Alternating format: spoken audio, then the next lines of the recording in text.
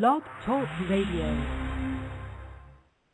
Welcome, living beneficiaries, to the show for living beneficiaries, the House of Hidalgo show on the Estate Radio Network.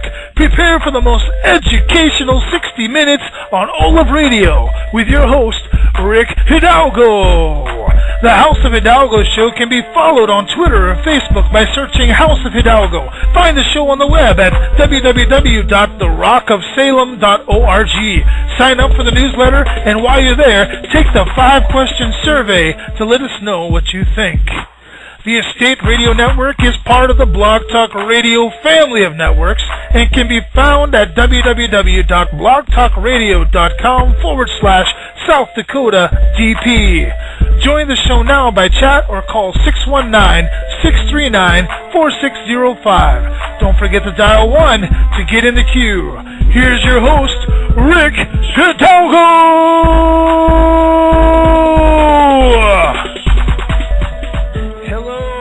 Gentlemen, this is Rick Hidalgo, of course, the host of the House of Hidalgo show here on the Estate Radio Network, which is found, of course, at theestateradionetwork.com.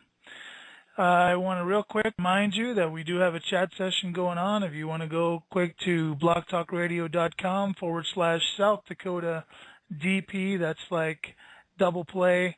You go down to the bottom of the live screen and you'll see a little chat session going on. Feel free to log in there and chat away, ask any questions that you might have for our guest today.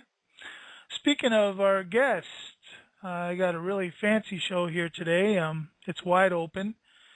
The gentleman's name is Todd Foster. You may have heard of him. He's the co-host of the Cancel the Cabal program with Stephen Roberts, and that's kind of where I know Todd from. Is I've listened to that show many times. It's a great show for those of you that are interested in freedom, liberty, and your pursuit of happiness. That's the place to go for absolute sure. So without any further ado, let me introduce my guest. Todd, are you with me? Yes, I am. Excellent. Well, I appreciate you coming on, Todd. It's an absolute privilege to have you on. Having the opportunity to speak with you a couple times personally, it's I could tell we have a heck of a lot in common, especially our desire for absolute freedom. So, maybe we should start by you giving us a little background of Todd Foster. Who is he, and how did he get his wake-up call? Absolutely. Yeah. Well, a little bit of educational background. I I've been to college a couple times. I have studied pre-law. I have studied medicine. And I worked as a volunteer firefighter, which was a really neat experience. And I've done a lot of neat things in my life. I've studied a lot of different things. Studied paranormal. I've studied physics. I've studied string theory and all kinds of neat stuff. So I try to keep it exciting, and I believe that the variety is the spice of life. So I have an interest in a little bit of everything. Yeah, very cool, very cool. So what happened, Todd, that got you, that kind of woke you up a little bit to all the weird stuff going on in the world? Particularly pertaining to liberty? Well, Rick, it's been, for me, it was when I was in school, clear back when I was in middle school, I started to feel like there something wasn't quite right with the world. I didn't, back then I couldn't put my finger on it. I, didn't really have any clue really as to what it was, but there was something there, and then, as I progressed into high school, it became even stronger. And then after I got out of high school, got out into the real world, and, got some experience in the corporate world, went to college for a couple years, I started to realize more and more that something wasn't right with the system. Something didn't feel right. It was just a it's hard to put into words. It was a sense of discernment, if you will. And then after I went to college for my first time, I went back to college again years later. And in between the first time and second time I attended college, I had an awakening that was a combination of, I guess you could say I've had an epiphany or multiple epiphanies, along with long-term sustained awakening, just realizing things. And, I'm a thinker. I think about stuff all the time, and, little light bulbs go off like, aha, now I see why that is, or, what's going on with that. And so as my discernment grew and I realized, what was going on, I was a person that used to believe that, okay, yeah, Congress, runs the country. Of course, this was, many years ago that I believed this, but they used to believe that Congress ran the country, and, we had a good system in place, and we had a good system of checks and balances, and we had a system that was viable for freedom and liberty and the pursuit of happiness. And then over the years, I saw, particularly within the last 5-6 years, I really noticed how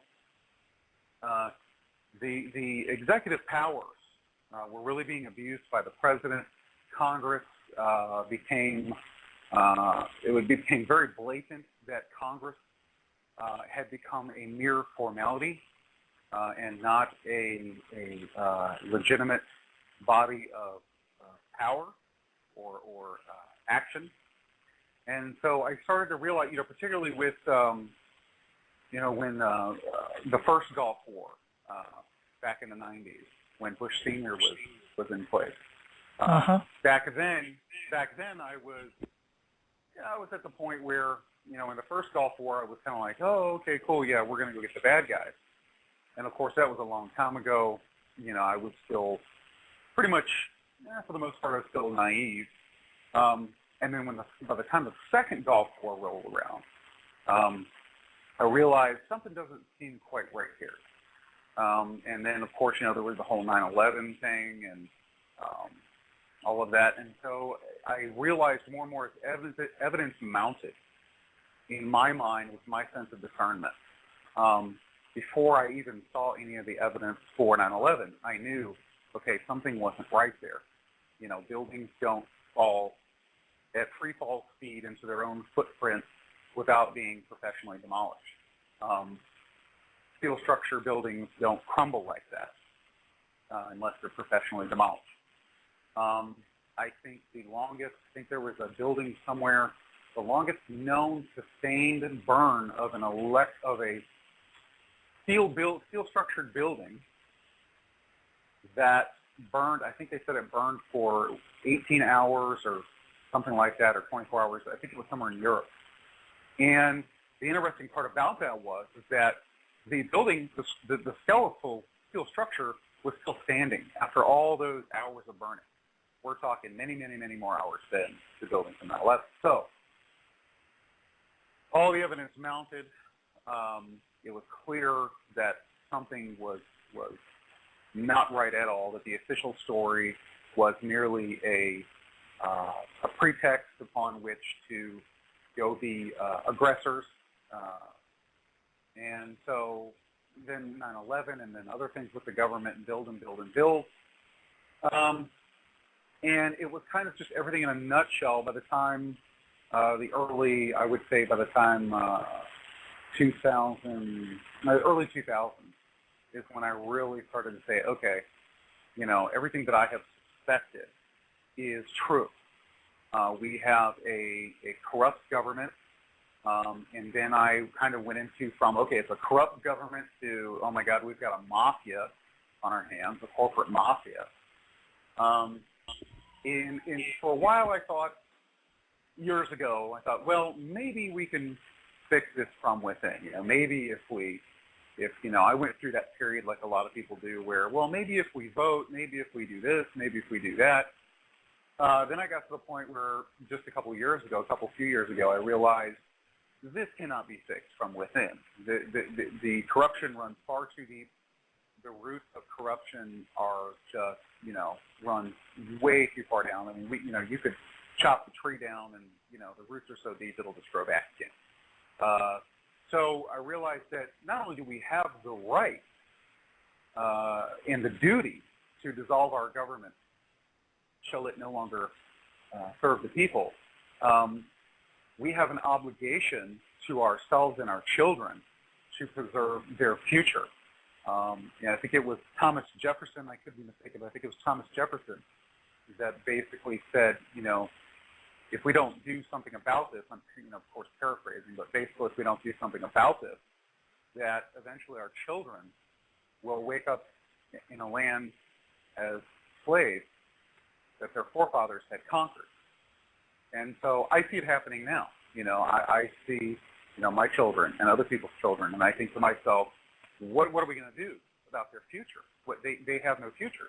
What are my kids going to do when they get out of high school? Are they going to go to college and then get a degree in worthlessness? Because so many of these universities and colleges, you have engineers walking the street. You've got, people with master's degrees, people with PhDs, people with bachelor's degrees walking the street. Or maybe not walking the street. Some of them are, lucky enough to work at a fast food restaurant or somewhere changing oil or something, and they're trying to survive and pay back student loans. So if we don't turn this around, we've got to do something to turn this around. Because if we do not, we are doomed. We are doomed. Our children's futures are doomed. Our grandchildren are doomed. So freedom and liberty has to be, it sounds cliche, but freedom and liberty has to be preserved. And some people say, well, it's going to happen anyway and all this other stuff. And, I even hear some people say, oh, well, it's predicted in the Bible that, eventually the United States is going to be turned into rubble and all these other things. But you know what? I don't think there should be any excuse for acquiescence.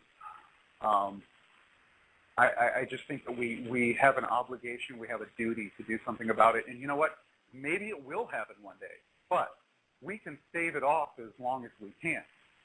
There's been many times where the powers that be that run our government have had plans to do a total takeover. I think there was one, they planned one in the 90s, and then they had to push it back because of people like myself and yourself, Rick, and other people in this movement that are just out there, screaming as loud as they can to try to get other people to listen. And so because of the grassroots movement that has grown, I think, from grass into giant trees at this point, because of that, they've been forced to push it back and push it back and push it back. And I think if we keep fighting, not only will we push it back, but if we remain consistent, persistent, keep our sense of, keep our fortitude, keep our perseverance, we will eventually totally beat them. So I think each and every time we push them back, they get a little weaker, they get a little more frustrated. A lot of the tools that they use that have worked very well for them in the past that no longer work, such as all of the different types of false flags that they stage and public manipulation via the corporate-owned, government-owned mainstream media. Those things are no longer working for a lot of people because people are catching on. They're catching on to the agenda. They're catching on to the methodology that they're using to control everyone, to manipulate everyone, to get everyone into a state of cognitive dissonance, a state of cultivated ignorance. And people are catching on to that. And it's kind of, in a way, it's a double-edged sword for them because as the system moves forward with their agenda, they're moving forward by doing some of the things that they're doing. However, as they do more and more things, and it becomes more and more prevalent and more blatant as to what they're doing, they're also waking more and more people up. The faster they move, the more false flags that they do, they're waking people up. People that, for example, when Sandy Hook happened, that helped wake up a lot of people. There was a lot of people that saw Sandy Hook happen and they said, whoa, wait a minute, something doesn't add up here. They started reviewing all of the evidence, and there was a little bit of evidence review in the mainstream media, but not a whole lot. But alternative media, such as myself and yourself, and many others out there, were reviewing the evidence on, venues like YouTube and Facebook and many other venues, and saying, Twitter and all these other things, and saying, hey, wait a minute, hold on. Now, there was a guy that the police found in the woods, dressed in black, that claimed he was chopping wood or something, and he just so happened to be, if I remember correctly, he was the member of a nearby law enforcement SWAT team or something like that from another nearby town or city or something. There was a lot of weird things that happened. I mean, we could talk about Sandy Hook all night long. But things just didn't add up. There was, windows in cars that had been shot out or blown out. The glass that they claimed was shot out by the, quote, shooter was seen fully intact in the footage afterwards as the police and other rescuers were bringing people out of school. The glass was fully intact. It wasn't broken. There was a guy that did, I can't remember his name, but he did a full analysis on the Sandy Hook event. I mean, he really broke it down. It's on YouTube. I can't remember the name of it, but this guy really did a great breakdown of that event. And one of the things that he brought up was that there is no way that this guy, what was his name, the shooter, Adam Lanza or something like that. Yeah. They said there is no way that a guy that size could have held all those weapons, all that ammunition, and have been able to shoot accurately. That accurately. I mean, so many people supposedly hit or shot. There was people that were professional shooters, professional like special forces guys, et cetera, that were saying there is no way that a guy that size could have carried all that equipment, that much ammo, and have been able to shoot accurately without anything jamming up or without having to reload. Or there was just, I mean, they blew so many holes in the official story that by the time they were done, the official story looked like a piece of Swiss cheese.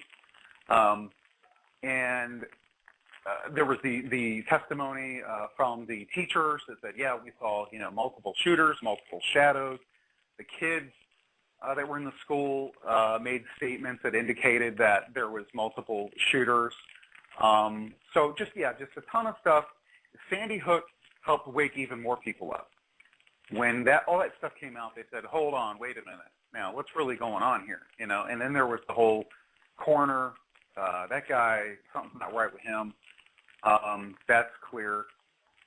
And then, the fact that Adam Lanza, what was it, something about someone had disappeared or his driver's license had disappeared. I don't know, but there was a bunch of weird stuff connected to it. So as these things continue to happen, it's a double-edged sword for the system because you're always going to have those sheeple that will cower in fear and, oh my God, look what happened, and we got to give up our guns and all this other stuff.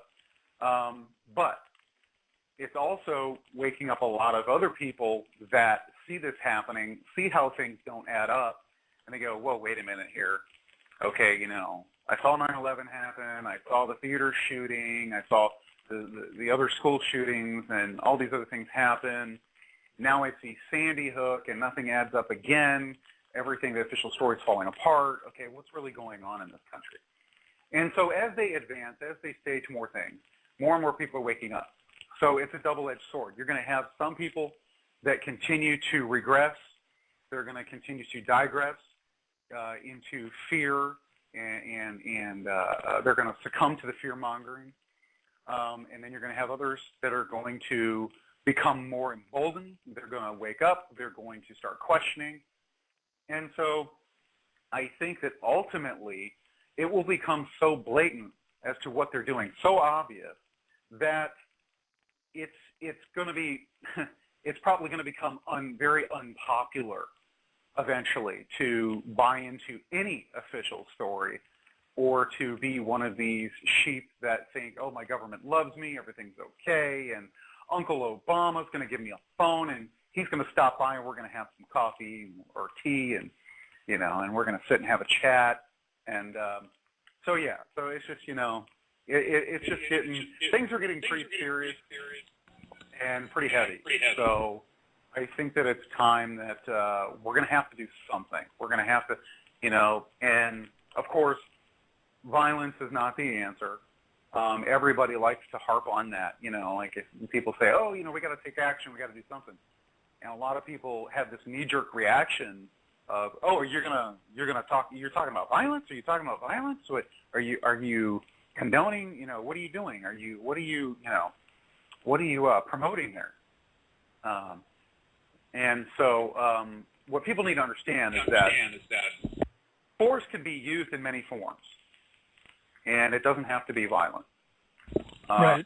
So, it's time for the American people, and not just the American people. I mean, on a global scale, I see a huge awakening going on. I know everyone else, like yourself and Steve Roberts and all of us at MSI Radio and Truth Broadcast Network and your show, Rick. I know all your listeners and yourself. I mean, everybody's saying, whoa, wait a minute, okay, we got to wake up not only people in our country, but, we see this awakening going on across the globe, and we see all these protests in Europe, and we see, I just watched a documentary the other night. It showed how the Israeli army was just, they were, you talk about terrorists. These people, the Israeli army, they'll just shoot children, they'll shoot women, they don't care. They'll shoot little girls. I saw them doing it. They just don't care. Todd. They'll go ahead. Todd. Todd, we just lost all the Christian audience when you said that. but go ahead. That's good stuff. It needs to be shared. Go ahead. Well, yeah, and that's one thing that's a good point too, Rick, is that the Christians need to understand that it doesn't matter what they think their Bible says. There's a lot of different ways to interpret the Bible. And I don't want to get into talking about the Bible because that's always any time you talk about belief systems, it's always a huge controversial thing, and it's been going on for thousands of years. So we won't add another session to that. But but when you have any group of people, any individual or group of people that are just wantonly just committing murder and slaughter, just total, indiscriminately. I saw on this documentary, these people are totally unarmed. And they're saying, hey, this is our land, what are you doing? And then they start lobbing in, tear gas. 20, 30 tear gas containers all at once, shooting people. These people are completely unarmed. And it really, something occurred to me when I saw that I understood before, but it really hit me with complete solidarity, that it is no wonder that the United States government and the Israeli government are in bed with each other, because they are both global terrorist organizations.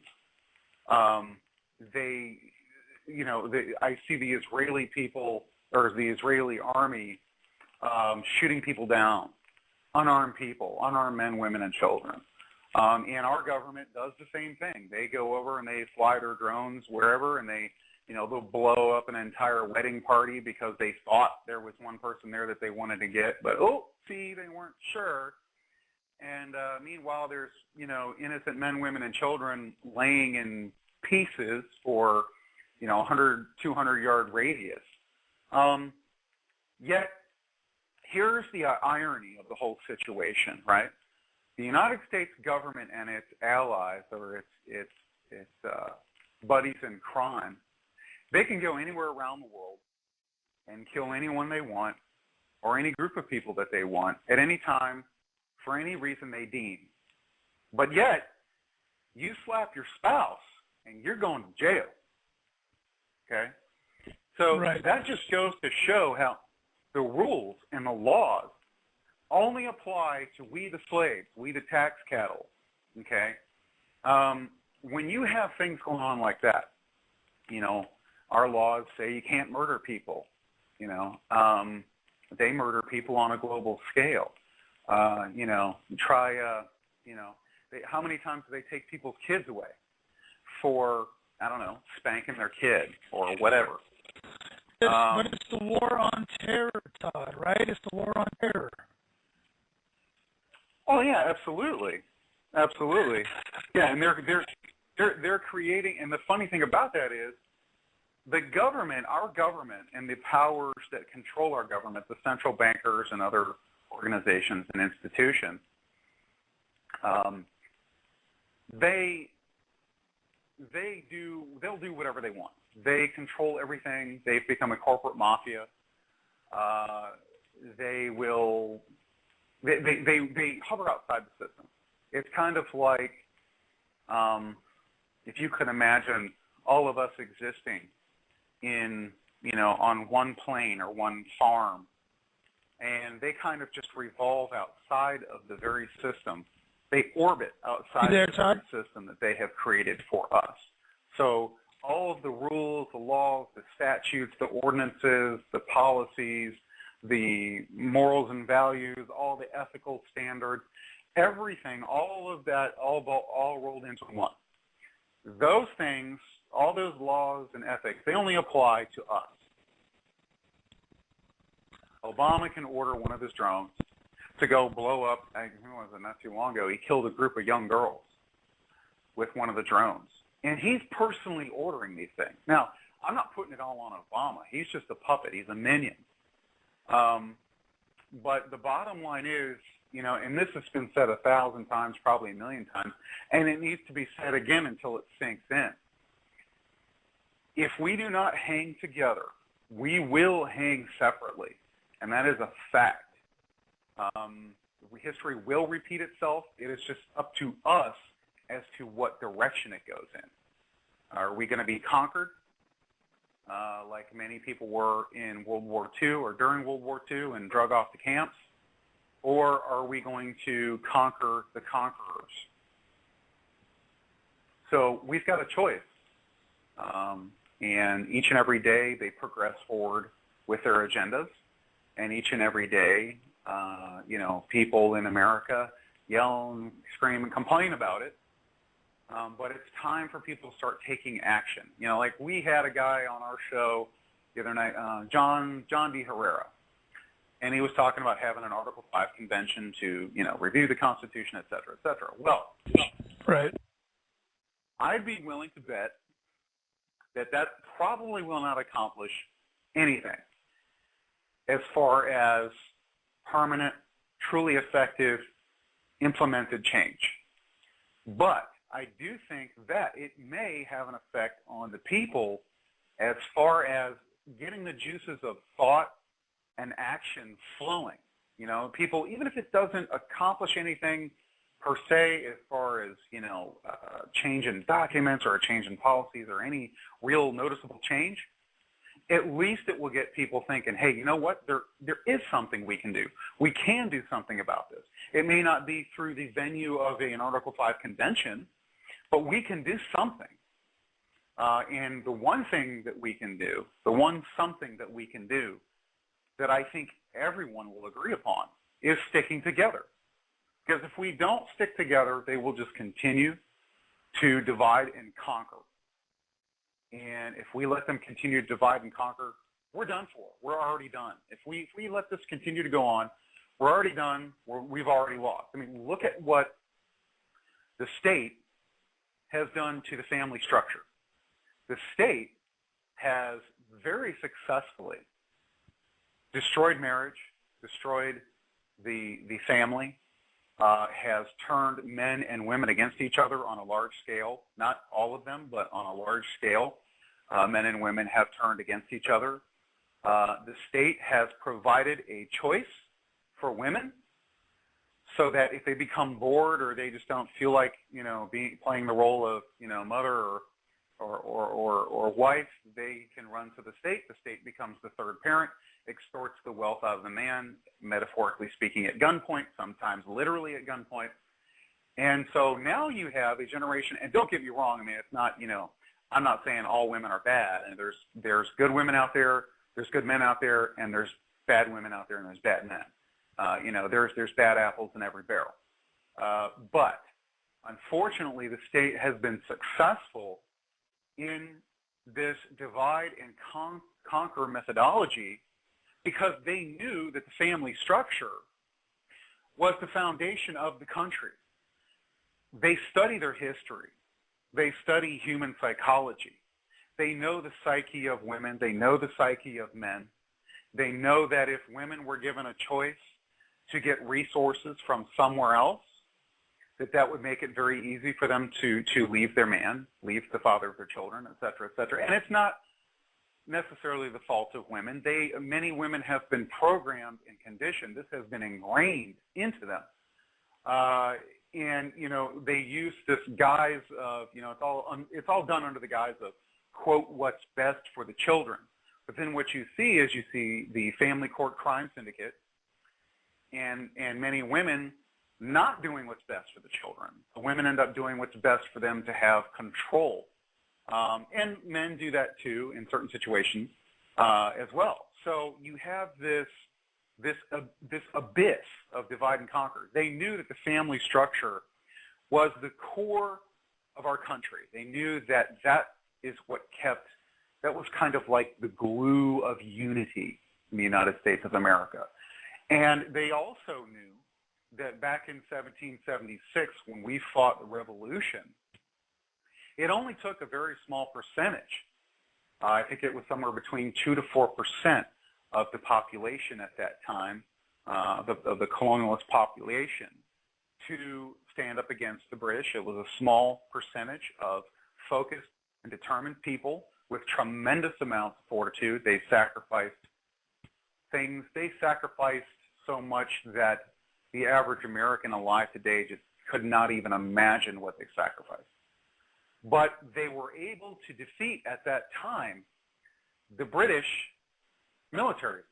So they were able to defeat the most powerful, well-funded, well-equipped military in the known world at that time with very primitive weapons and tools because they had a foundation, a very strong, tight-knit community of family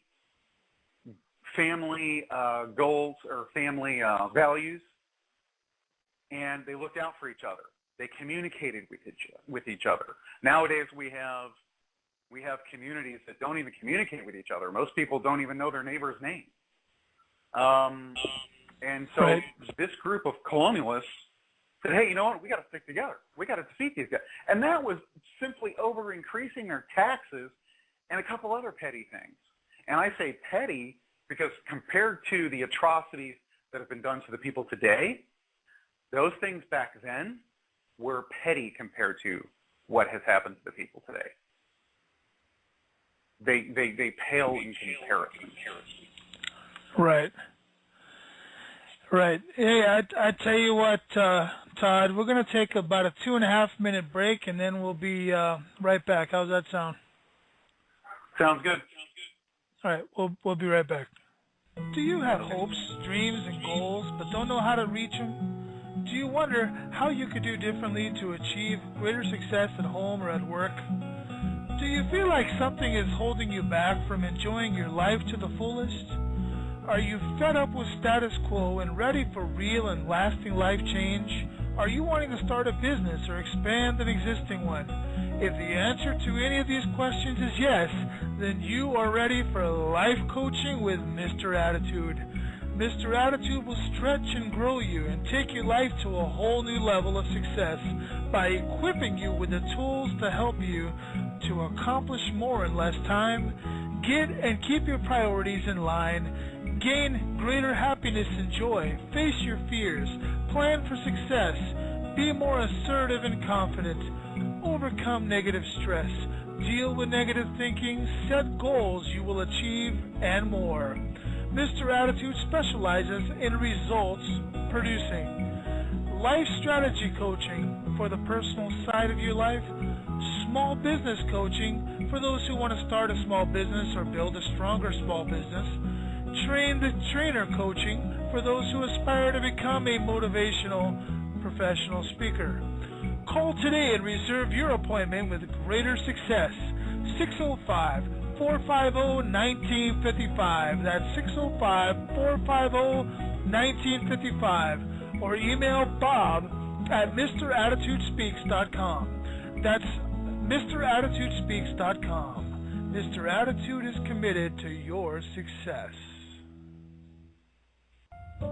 Are you tired of going back to the local store for those common household items you can never remember to pick up? Maybe like me, you find it just more convenient to shop from your PC. Well, there's a new store in your neighborhood that ships your everyday needs to your door.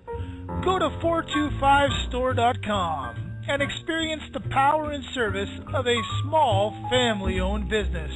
That's 425store.com. Experience the power.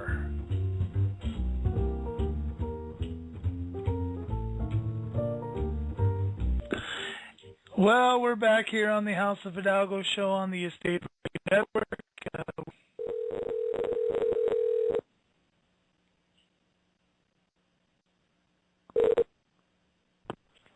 Hello. Hey, Todd, can you hear me now? Yes, I can hear you perfectly. All right. I have no idea what's going on. I think our good friends at the three-letter agency is messing around with us here. But I was kind of thinking the same thing. Yes, everybody say hi to the NSA. Come on over for a cup of tea. Yeah. You know where I live. Come on over. Just don't send one of your butch representatives over here, please. Oh, you mean Janet Napolitano? I'm here. Go ahead. I was just trying to call back into the show. Go ahead. Oh, okay. Can they hear us okay? They can now. I don't know what's going on. I've never had this problem before. This is really weird. But go ahead, sir. Well, now, Rick, you had to go and have me on your show, didn't you? You got any black vehicles in your driveway right now, Todd? Not that I know of. I haven't looked, but okay. They were here the other day. Because I'm just this is spooky. This is crazy, man. This is like I'd never had this happen before. So, but yeah, go ahead. Okay, what was it? Oh, yeah. I just there's a lot of people that I have spoken with, and Steve Roberts has spoken with people as well, and like I said, I keep an open mind. I try to respect others' opinions, even if I, completely, even if I'm the polar opposite of what they believe or what they're thinking. I always try to keep an open mind and be respectful, because I've learned in life that you just never know when someone that maybe you have a knee-jerk reaction right away that, this person doesn't agree with me or think like me, so I'm just going to shut down and not listen or not absorb what they're saying. That's actually a bad thing to do, because I've learned in life that you can learn things from other people that you may not necessarily agree with as a whole, but they may have something, to say or a point to make that will kind of, cause you to have your own little epiphany as to, and then that triggers something. So I've learned to keep an open mind. I used to be, more egocentric many years ago, and, hey, this is the right thing, and because, I know what I'm talking about, and, but that was long before I ever, started interviewing people and stuff. But so, I've learned through experience to keep an open mind, to respect others, and like I said, as long as they respect me, then, I respect them. So, but yeah, it does, there is a lot of different, there's a plethora of information always coming at me, and, you just have to learn to, you can't absorb it all. Well, let me put it this way. You can't think about it all at the same time. You have to just kind of filter out, things in order to focus. So, but you can still listen. You can still absorb in an individual conversation. So, it's all in. Everybody has different ways of handling things, but that's basically how I handle it, how I look at it, how I view it. Yeah, well, that's a good answer. I appreciate that. Todd, is there anything in particular that you're looking into right now that's got your attention? And the reason I ask this question is because I'm discerning that you and I have a little bit in common here concerning the fact that both of us are self-educated people. We like to constantly educate ourselves on things that are happening, and especially the truth. Is there something that's caught your attention right now, Todd? Well, I mean, one of the obvious things, that I'm sure, much of the rest of the world is focusing on is obviously what's going on with Syria and the other large issues at hand, Benghazi and things like that. As far as issues that aren't mainstream at the moment or aren't really on the forefront right now, I'm still following the IRS investigation. I'm still following some other things that are going on with Obama. There are some sources are saying that Obama doesn't have much longer in his presidency, that he's going to be impeached and maybe even possibly arrested. I'm not even going to hold my breath for him to be arrested, because if anybody should have been arrested, it should have been Bush, but Obama as well. Yeah, there are some other things I'm following.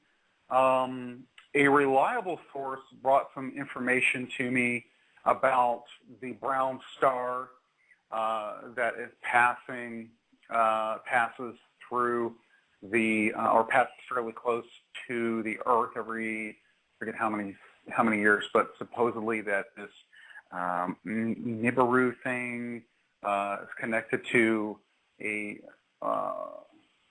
something about a brown star coming close enough to the Earth to where it could cause a lot of damaging radiation and stuff. I don't get real big into that kind of stuff, but this particular person that I spoke with seems to be a very reliable source, and they shared some information with me that was scientifically it makes sense and everything fit together scientifically. So we'll see what happens with that. But yeah, so that's basically, I usually follow a lot of things at once, but the Syria thing is very interesting right now.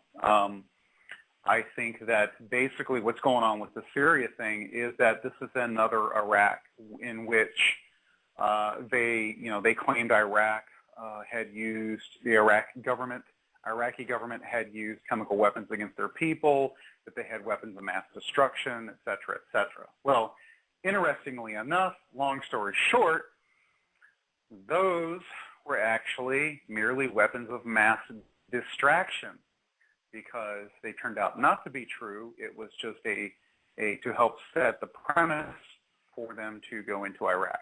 And I see the same thing happening with Syria. Right. They send Al-Qaeda into the country to destabilize. So. Yeah, yep, absolutely. I'm really glad, Todd, that you did not say Miley Cyrus. I probably would have hung up on you had you said Miley Cyrus. But please do me a favor. If I ever say something like that, please put me out of your misery and my misery with me. Yeah, absolutely. So Todd, having said all that, you live down in the peninsula, don't you? In Florida. Florida, yes. Yeah, you live down. Yeah, East Central Florida. East Central Florida. Yeah, I'll tell you a quick little story here. My wife and I just exited the statutory system through deregistering ourselves from the voting or the slave roll, and we noticed the clerk of court of this statutory change, because we're no longer statutory citizens. So, we're not eligible to benefit, for any of the privileges or benefits of a statutory citizen, such as being eligible to be on a jury, okay, of this de facto court system. So, Right. so we noticed her with some documents letting her know who we are and what we are, and we're international diplomats, and we can't, we're not statutory citizens, and apparently she didn't take our notice seriously, and she got the judge to sign an order, a bench order, against my wife to cause her to appear in court on September the 9th. In order to give cause for why she didn't come. Well, I might not be the smartest person in the world, but I do know enough to know that statutory law only applies to those who hold office or who are have adhesion contracts to this 14th Amendment. Go ahead, Todd. It appears as though that the system just cannot, they can't handle it when someone is asserting their sovereignty and asserting that they don't exist within the system, they exist outside of the system. I think the system is, the powers that be are so used to everyone just acquiescing and, just going along like the good little sheep, and doing whatever they're, commanded to do by the overlords. They're so used to having everyone intimidated and programmed and brainwashed that into thinking that, okay, these people are our overlords, they're not public servants, and we have to bow to them and do whatever they say and whatever they tell us. That's not the case, It's just like when... Go ahead. It's just like when you're dealing with a police officer or something, they think you're supposed to call him sir or ma'am or whatever. No, you're not my master. You're a public servant. If anything, I am your master. You are a public servant, not a public master. Get that through your head. The clothes that you're wearing, just because you have little patches sewn on them and a little tin thing, a little metal thing you call a badge, and you put those clothes on, that does not make you my overlord. You're still a person. It's just upside down, isn't it, Todd? Totally upside down. Yep. Totally. Yep. The whole thing. Well, Todd, I apologize for our choppiness here. You're in and out, in and out, in and out. But, man, it was a powerful conversation, but somebody did not want this conversation out. No, they sure didn't. Yeah, it's been a great conversation, though they sure did not want to get it. They did not want to get out. We have had a lot of interruptions and disconnections. It's just I'm going to have to start getting myself a recorder to record this stuff. I need a good Skype recorder who I can get a good quality recording whether I'm on live or not. Again, Todd, I want to thank you for coming on, and absolutely.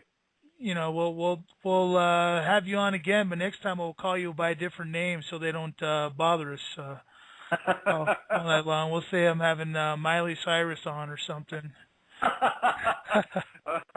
I look forward to it.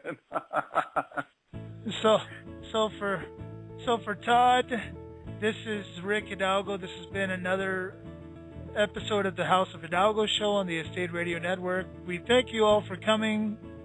Apologize for the mix-ups. We'll edit this one really good. You have a good one. Have a good night, everyone, and stay safe.